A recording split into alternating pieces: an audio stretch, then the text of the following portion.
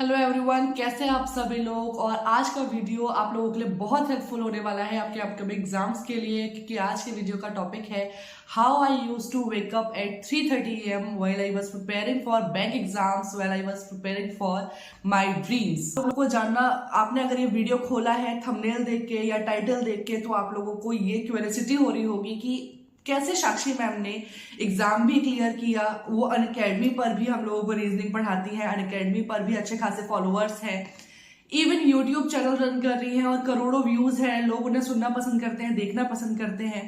Telegram channel है, वहां पर बहुत सारे टेस्टिमोनियल्स ऐसे हैं जहां पे ये बताया गया है कि भाई क्लर्क एग्जाम क्लियर हुआ है मैम की गाइडेंस के थ्रू, और पीओ एग्जाम क्लियर हो गया है टू डू लिस्ट से मैम की। तो ऐसा उन्होंने क्या किया, और आज खुद मैम जो है ऑफिसर स्केल 1 है। तो भाई आज मैं अपना सिर्फ अपने बारे में बताने वाली हूँ कि मैंने कैसे कैसे स्टडीज की थी, कैसे कैसे मेरा रूटीन रहा था स्टार्टिंग में, बीच में और लास्ट में आपका जो मैंने एग्जाम क्लियर किए हैं। अब एग्जाम्स कौन कौन से क्लियर किया है, सबसे पहले उसकी बात कर लेती हूँ, कैसे कैसे क्लियर किया उसके बाद वो बताऊंगी। तो गाइस, सबसे पहला एग्जाम जो मेरा क्लियर हुआ था वो एसबीआई क्लर्क का एग्जाम था। देन आईबीपीएस क्लर्क भी क्लियर हुआ, आईबीपीएस पीओ, जिसका मैंने अभी आपके साथ मेंस का जो अपने नंबर है, अपने मार्क्स है, वो भी शेयर किए हैं। आपको वो वीडियो अगर देखना हो तो मेरे चैनल पर मिल जाएगा, अभी हाल ही फिलहाल में डाला है। और आरआरबी पीओ भी क्लियर किया हुआ है, ठीक है। एसबीआई पीओ भी प्रीलिम्स हो जाता है, मेंस हो जाता है, बस गाइस उसमें फाइनल सिलेक्शन नहीं मिला था। अब हो सकता है कुछ रीजंस, कुछ कमियां मेरे अंदर ही रह गई होंगी। तो चलिए बात कर लेते हैं कि मेरी क्या स्ट्रेटेजी रहती थी, क्या रहता था मेरा रूटीन। आप लोगों ने देखा होगा, जो मेरे पुराने सब्सक्राइबर्स हैं, पुराने व्यूअर्स हैं, कि मैं सुबह 4 बजे आप लोगों को टू डू लिस्ट देती थी। गाइस, सुबह 4 बजे टू डू लिस्ट इसीलिए दे पाती थी क्योंकि मैं खुद उस समय तक मुझे पढ़ने की आदत थी।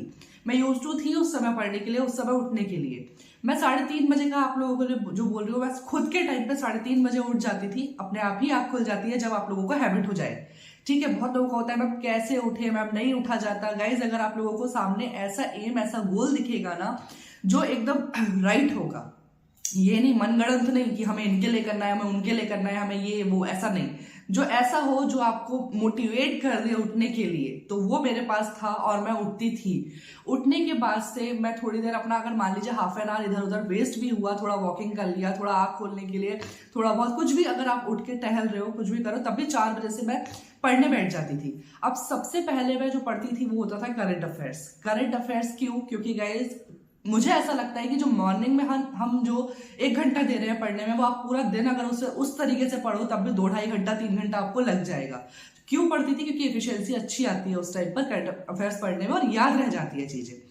देन उसके बाद से मैं क्या करती थी, क्वांट करती थी। क्वांट क्यों? क्योंकि क्वांट में भी मेरा सेव रहता था, थोड़ा सा मुझे टफ लगता था और मार्क्स उतने अच्छे नहीं उठ पाते थे। ये इनिशियल डेज की बात कर रही हूं मैं, क्योंकि उस टाइम पर आपको 1 by 1 सारे टॉपिक क्लियर करने होते हैं। तो आप उसमें क्या कर सकते हो, मैं 50 क्वेश्चंस मेरे थे कि मुझे लगाने ही लगाने हैं। उस टाइम पर मैं पर्टिकुलर एक एक टॉपिक उठाती थी, उसके बाद से उसको कंप्लीट करती थी, उसके क्वेश्चंस करती थी। ये मेरा होता था सुबह के 7-7:30 बजे तक का रूटीन। देन उसके बाद से मैं छोड़ देती थी, नहीं पढ़ती थी कुछ भी। अपना ब्रश वगैरह किया, नहाए, उसके बाद से अपना पूजा पाठ सब कुछ निपटा नुपटू के, ब्रेकफास्ट करा के, उसके बाद से मैं देने बैठती थी मॉक टेस्ट, एक फ्रेश माइंड से। जिस टाइम पर हो सकता है कि बहुत से कैंडिडेट का दिन स्टार्ट होता हो, उस टाइम पर मैं 2 सब्जेक्ट अपने निपटा चुकी होती थी, करंट अफेयर्स का पार्ट एंड क्वांट, ठीक है। देन मैंने क्या किया, मॉक टेस्ट दिया। मॉक टेस्ट मैंने जो स्टार्ट किया था गाइज, वो टेक्स्ट बुक से ही किया था। काफी बच्चों को लगेगा कि ये प्रमोशन है, नहीं गाइज, टेक्स्ट बुक से इसलिए किया था क्योंकि जिस समय हम पढ़ रहे होते हैं ना, उस टाइम पर हमारे पास ये नहीं है कि यार बहुत सारा पैसा है, भाई घर वालों का पैसे ही खर्च करना है। सही बात है कि नहीं है? और टेक्स्ट बुक का जो पास था, काफी ज्यादा ऑफर चलते रहते हैं, तो उस टाइम पर भी ऑफर चल रहा था और मैंने परचेज कर लिया। और मैंने देखा काफी सारा उसमें मटेरियल है, हर एग्जाम का है, ठीक है। तो मैंने उसे परचेज करके लगाना शुरू किया। और इवन मैंने ये रियलाइज किया है गाइस, जब समय बीतता गया, जब मैंने एग्जाम दिए प्रीलिम्स वगैरह के भी, मेंस के, तो ये देखा कि जो एग्जैक्ट लेवल होता है वो टेक्स्ट बुक कवर कर रहा है। टेक्स्ट बुक अगर आपको लेना है, मॉक टेस्ट, जिनके पास है उनके पास तो वेल एंड गुड है, जिनके पास नहीं है, लिंक मैंने आपको डिस्क्रिप्शन बॉक्स में दे दिया है, इधर उधर भटकने की जरूरत नहीं है। ऑफर हमेशा चलता रहता है, BAC10 कोड लगाओगे तो और आपको 10% का डिस्काउंट भी मिल जाएगा, आप लोग ले लेना।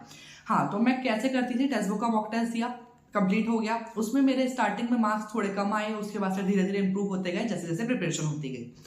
उसके बाद उसका एनालिसिस करना बहुत इंपॉर्टेंट है। ये वाला पार्ट आपको मिस नहीं करना है, ये मैं भी मिस नहीं करती थी। स्टार्टिंग में मिस हो जाता था, बट बाद में मुझे रियलाइज हुआ कि भाई एनालिसिस नहीं करोगे तो कुछ नहीं हो पाएगा। ठीक है, ये सब कर लिया।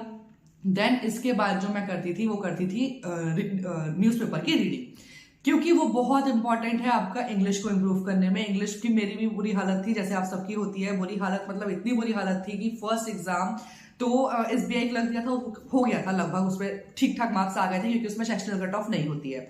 बट IBPS PO में मेरे 0 मार्क्स थे गाइज, यस 0 मार्क्स थे इंग्लिश में, और ओवरऑल कट ऑफ में 5 मार्क्स क्लियर था ऊपर से, मतलब 42 कट ऑफ गई थी, मेरे 47 मार्क्स थे। बट क्यों नहीं हो पाया?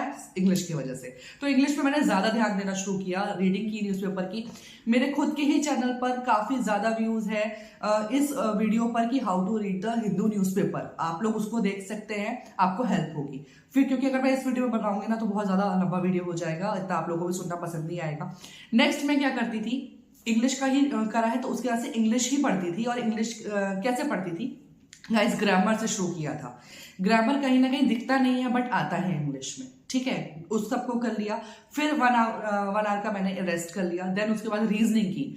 क्यों रीजनिंग में शाम को करती थी गाइस? मुझे ये लगता है कि जब आप एग्जॉस्ट हो जाओ ना, तो जो आपका फेवरेट सब्जेक्ट है, फेवरेट मीन्स जिसमें आपके अच्छे मार्क्स आ जाते हैं या आपको उसको करने में अच्छा लगता है, मन लगता है, तो वो वाला सब्जेक्ट आपको जब आप एग्जॉस्ट हुए पड़े हो तब करो, ठीक है। ये सब करने के बाद से मैं शाम को 7 साढ़े 7 बजे के करीब भी एक काम करती थी, जो द हिंदू की न्यूज़पेपर से जो मैंने वोकैब निकाली है उसका रिवीजन। उसके बाद से तीनों सब्जेक्ट के, क्वांट का, रीजनिंग का, इंग्लिश का, सेक्शनल क्विजेस लगाती थी, जो कि आपको इस मॉक टेस्ट में भी मिल जाएगा और भी अदर जगह पे मिल जाएगा, फ्री में भी मिल जाएगा। आप लोगों को है कि आप लोग ढूंढते कैसे हो, ठीक। लास्ट में मैं क्या करती थी, करंट अफेयर्स को दोबारा से एक बार मगअप करती थी। करंट अफेयर्स के क्विजेस लास्ट में लगा के सोना ही सोना है मैंने। वो अंडर 247 के भी हो सकते हैं, वो अदर प्लेटफॉर्म के भी हो सकते हैं। मैंने अंडर 247 के लगाए थे, और अंडर 247 पर एक समरी में भी आ जाता था पूरा का पूरा, जो करंट अफेयर्स होता था 10 से 15 वो आ जाते थे।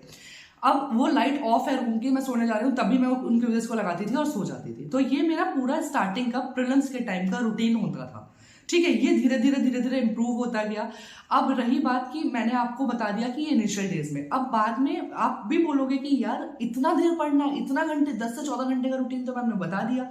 यार पढ़ना पड़ता है, हो सकता है मेरी क्षमता इतनी थी, हो सकता है कोई बच्चे 4-5 घंटे में भी पढ़ के कर लेते हो, बट मुझे इतना पढ़ना पड़ा। लेकिन उतना अच्छे से पढ़ने का नतीजा मैंने आपको बता दिया कि मेरे कौन कौन से एग्जाम्स क्लियर हुए हैं, मैं इस टाइम पर क्या क्या अचीव कर चुकी हूँ और क्या क्या मैं अभी भी कर रही हूँ, क्या क्या मैं आप लोगों की मदद कर पा रही हूँ इस जगह पर बैठ के, ठीक है।